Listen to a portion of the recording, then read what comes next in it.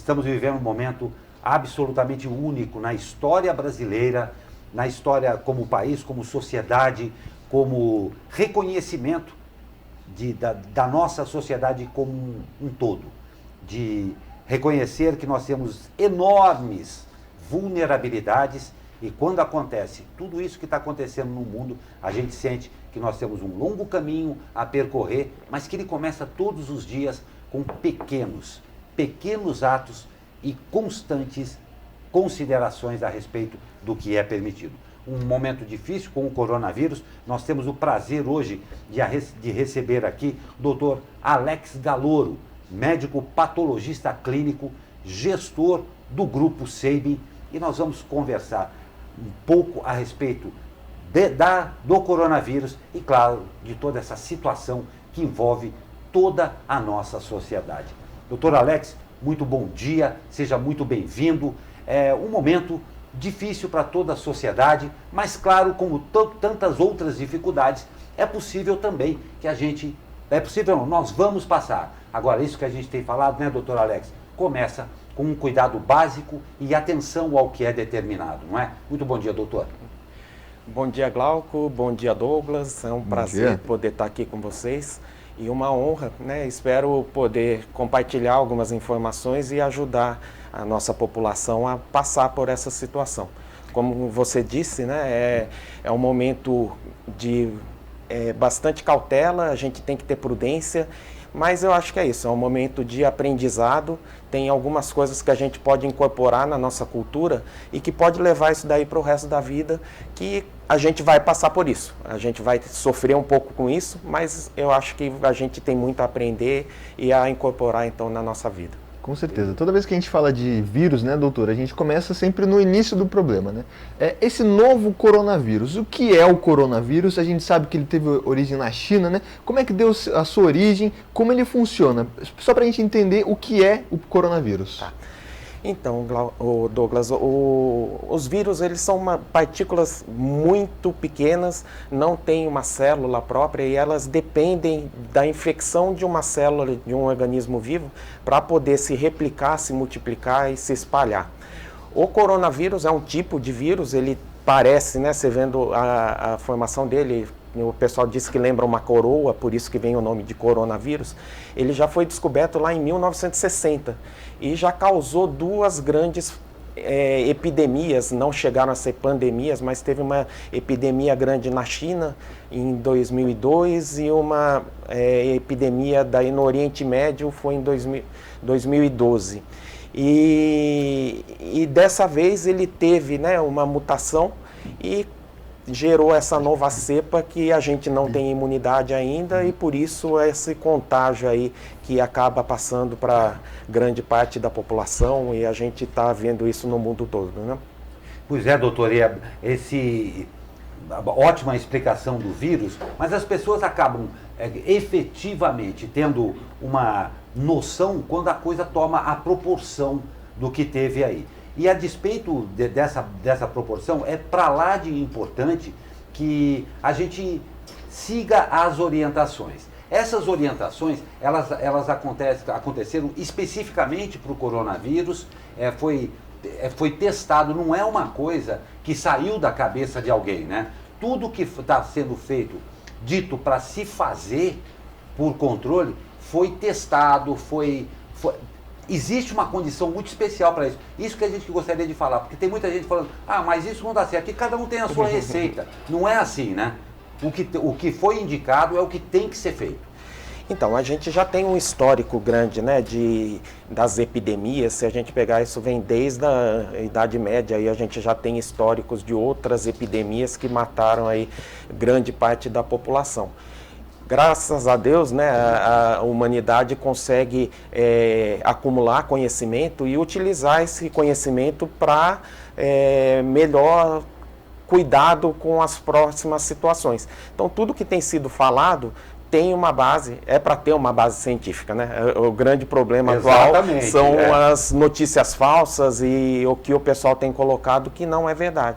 Então eu acho que a gente tem que ter esse cuidado, né, de saber filtrar e saber quais são as informações e quais são os cuidados que a gente deve tomar.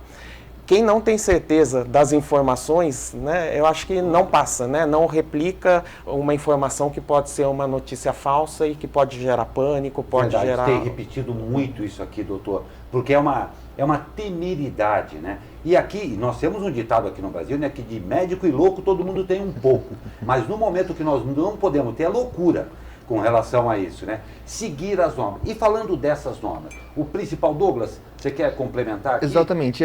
Muito se fala sobre a transmissão, né? Exatamente. Efetivamente, como funciona, doutor, a transmissão do coronavírus? É pelas mãos? É pelo espirro? Adianta, por exemplo, se eu estiver num elevador, alguém espirrar, eu estiver de máscara, isso eu vou pegar? Como é que funciona? Então, o coronavírus é um vírus de transmissão respiratória, né? Como existem outros vírus de transmissão respiratória, como influenza, o H1N1, outros vírus aí que causam gripe, mas o próprio sarampo, coqueluche, são todos vírus que têm essa transmissão pelo contato com as secreções respiratórias. O corona, ele até pelo tamanho dele, ele não fica em aerosol, ele não fica depois de um espirro, ele não fica flutuando no ar e esperando essa transmissão. Sim. Ele tende a se sedimentar. Então, como que é o contágio? Você, ou tendo esse contato direto com a gotícula expelida pela pessoa que está doente, quando a gente fala, a gente expele, quando a gente tosse é mais ainda, quando espirra mais ainda. Então, isso no contato direto acaba transmitindo. Por isso que tem sido dada a orientação de, nos contatos, ficar a mais de 1 metro de distância, que é o que costuma ter o alcance dessas gotículas durante a conversa, durante a situação normal. A questão das máscaras, a máscara cirúrgica, que é essa máscara que a gente tem utilizado, ela não tem filtro, ela é só um pano, um anteparo. Então, se ficar ali em contato com aquela máscara ou em contato com uma máscara umedecida, vai passar. Tem uma outra máscara, que é a máscara N95, que tem filtro, mas essa só é indicada para os profissionais de saúde que vão fazer algum procedimento que possa ter contato com essas gotículas do doente, do paciente, entendeu? Então, as máscaras em si não estão indicadas para a pessoa que não está com a doença, né? As máscaras estão indicadas só para quem já está com a doença, tentar evitar no contato que saia a gotícula e que infecte as pessoas que estão em volta. E para pessoas que já têm algum problema de saúde, uma imunossupressão, durante essa exposição que vai ter em alguma necessidade. O ideal, o que é? Quem está doente fica em casa, se isola no quarto, tenta evitar até o contato com a família, né, para que não transmita para a família. E isso que tem sido falado agora, né? Eu acho que quanto menos a gente se expor, quanto menos a gente tiver esse contato físico, porque hoje a gente já não sabe mais quem está, quem não está com a doença, né? Tem dúvida. Doutor, uma pergunta também que chegou para a gente aqui, que é importante. E eu ouvi falar há pouco tempo atrás também, a pessoa em isolamento ali, foi comentado, com tudo fechado. Eu estou dentro do quarto, às vezes tem mínima ventilação. É importante que tenha ventilação também, né? Para não criar procede isso, não se cria um casulo daquilo? Sim, então, eu acho que o que é importante? A gotícula que a gente expele, ela pode ficar na superfície, né? A gente fala, cai na mesa, cai no teclado do computador, cai no próprio celular. E o vírus, ele consegue se manter ativo naquela superfície por diferentes períodos, dependendo da superfície. Mas alguns estudos falam que até 9 dias o vírus pode estar ativo naquela superfície.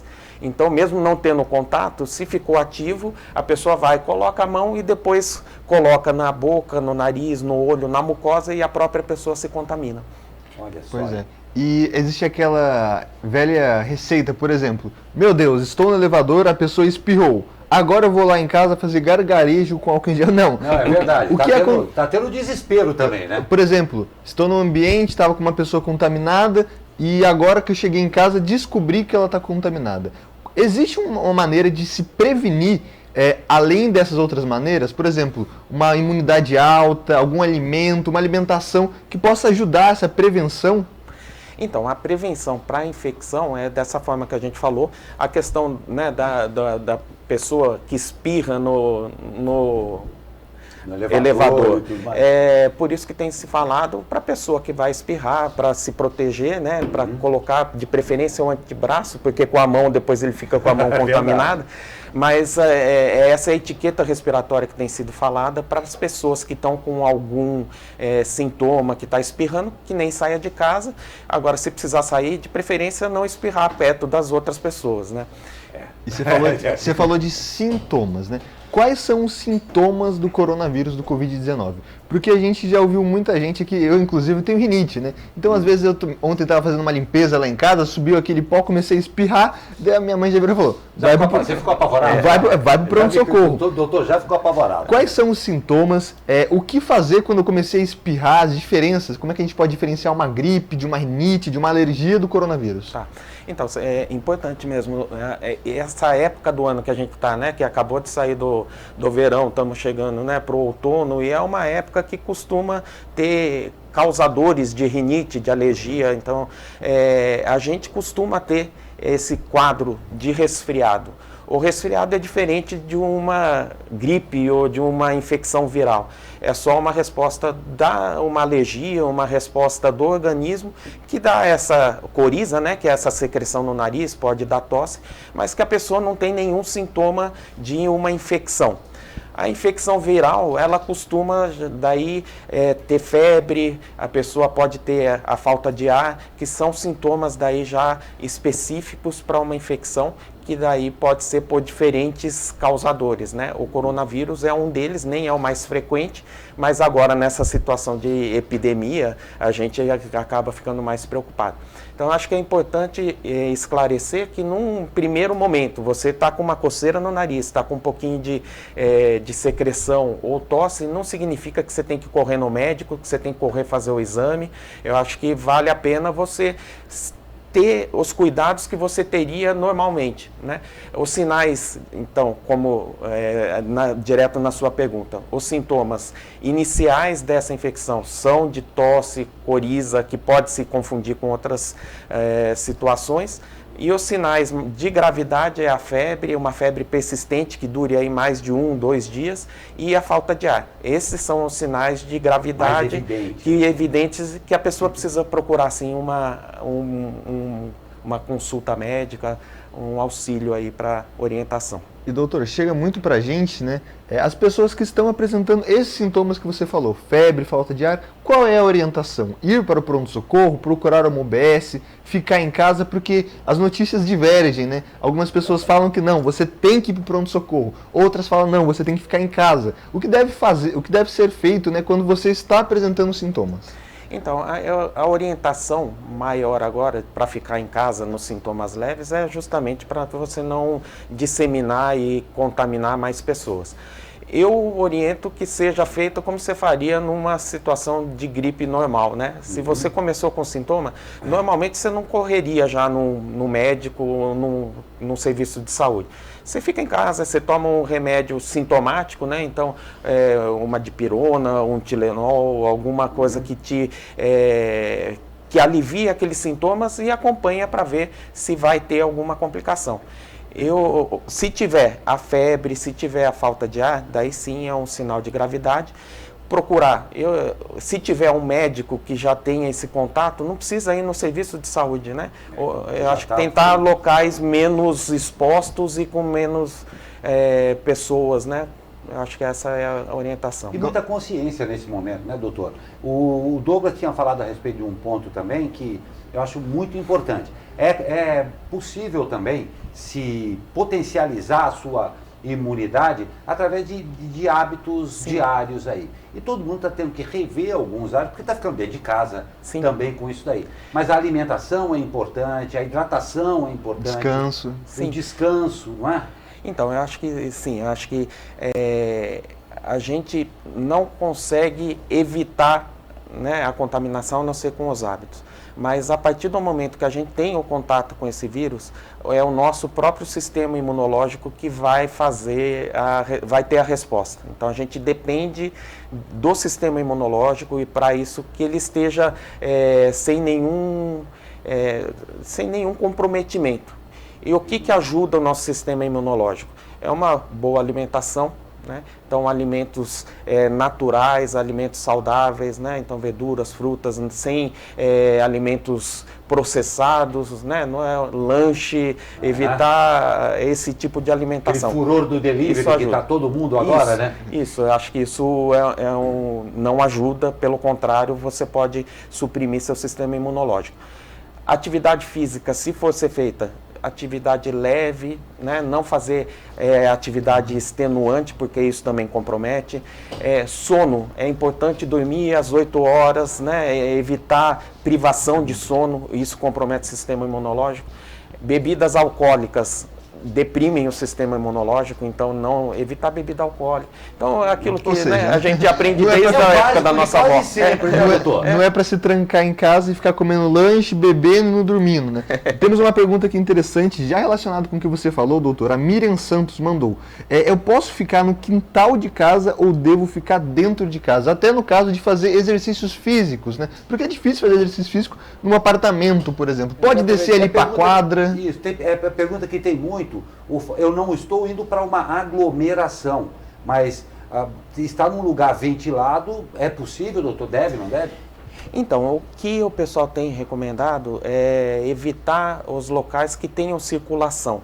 Porque às vezes mesmo não estando aglomerado, já teve uma circulação, a pessoa já expeliu as gotículas e o vírus está ativo nas superfícies. Então, pode ser no aparelho de academia, pode ser na escada da piscina. Então, isso o pessoal tem orientado a que você evite ao máximo. É melhor você ficar em casa. Se você mora com a sua família, tem o quintal da sua família, você pode ir até o quintal da sua família e fazer alguma exposição, fazer alguma atividade, isso não tem problema. O que tem sido orientado é evitar a exposição a locais comuns. Certo. Outra pergunta aqui agora.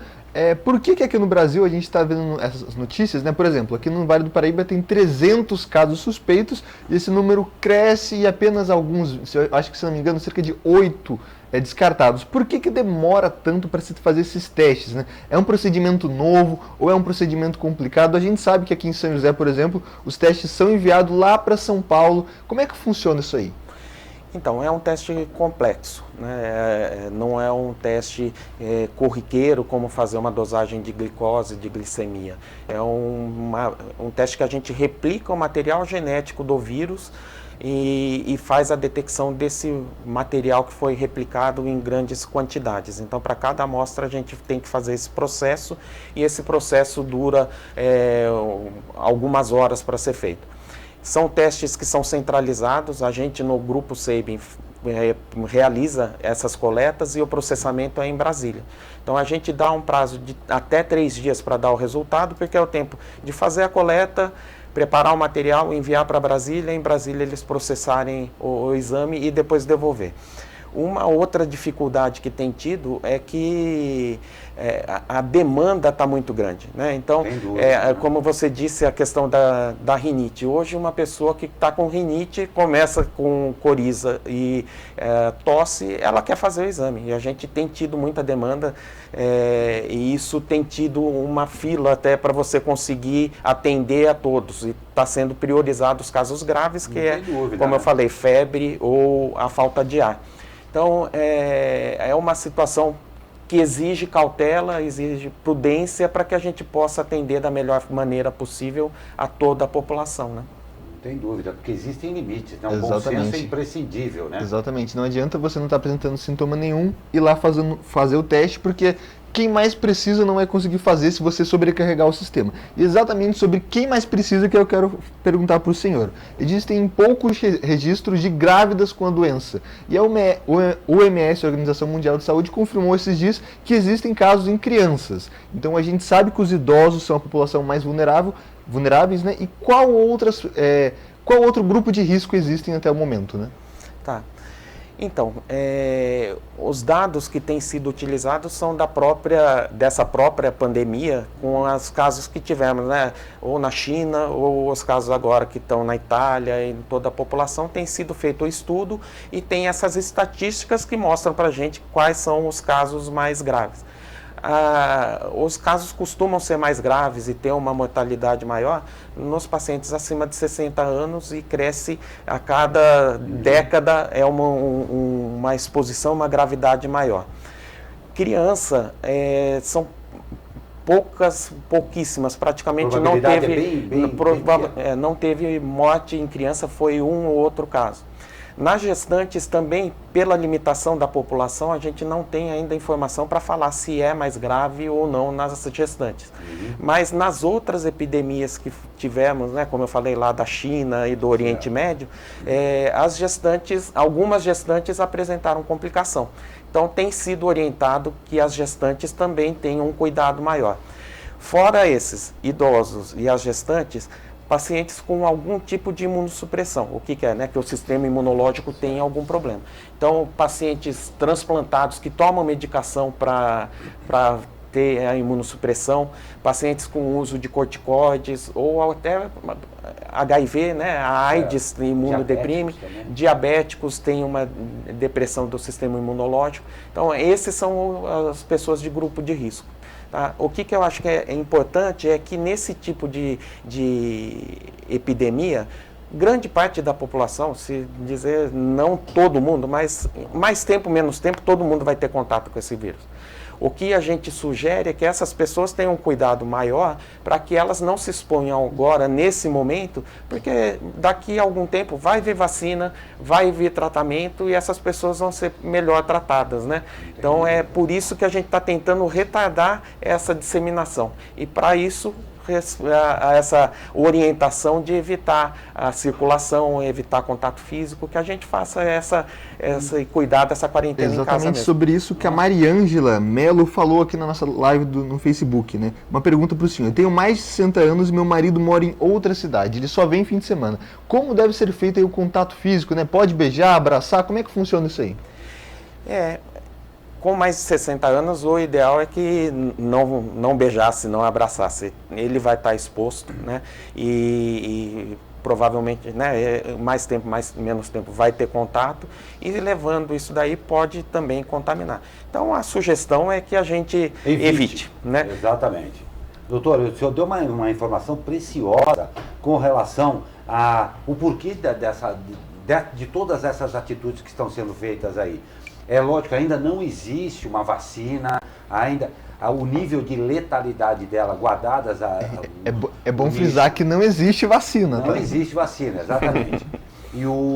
Mas foi precioso o senhor ver que nós estamos, na realidade, ganhando tempo para que isso daqui, logo mais isso vai existir e tudo mais, mas o que não quer se ver é como em alguns lugares a Itália está passando por um problema seríssimo disso daí, é o que nós não queremos que aconteça aqui no Brasil. Daí a importância imensa de se observar o que foi proposto para que não haja essa disseminação ainda maior. Não é, com certeza. Então, para a gente fechar aqui agora, 10h31, o senhor pode dar uma orientação geral, né? A gente sabe que lavar a mão é muito importante, o senhor já falou que não precisa correr para comprar máscara, o álcool em gel ele é indispensável também, mas o sabão é até melhor, né? Uma orientação geral agora para quem assistiu agora a nossa entrevista. Tá.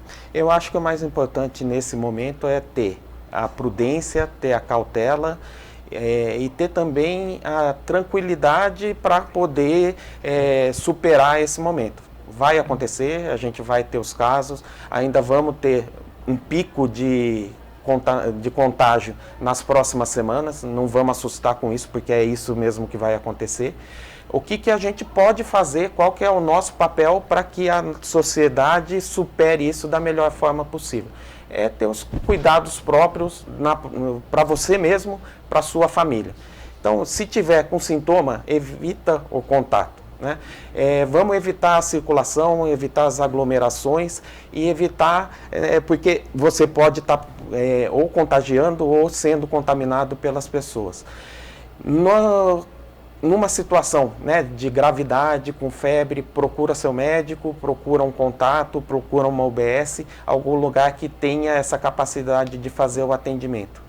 E vamos passar as informações corretas para as pessoas, né? Exatamente, doutor. Doutor Alex Galouro, nós agradecemos demais, nós tivemos aqui o prazer de receber o médico patologista clínico gestor do Grupo Sabin, para falarmos um pouco, levar a você um pouco mais de conhecimento a respeito do coronavírus. Mas eu acho que uma coisa, doutor, que ficou muito claro, nós gostamos muito da forma serena como o senhor passou todas as informações, mas respeitar o próximo e fique aí na sua casa, cumpra a metodologia que foi proposta, que nós vamos sair disso, não é? Sim, a gente vai passar dessa, com certeza, e eu acho que é um aprendizado e que a gente saia melhor, né? Eu acho que toda dificuldade é um aprendizado, que a gente saia melhor como sociedade, a gente tenha mais esse cuidado com o próximo e o cuidado para que a gente seja melhor a cada dia. Não tem dúvida, nós agradecemos muito, doutor Alex Galouro, leve o nosso abraço também a esse para lá de renomado Grupo Sabin, desse trabalho fantástico e absolutamente sério que pratica já há tantos anos no Brasil. Muito obrigado, doutor. Obrigado.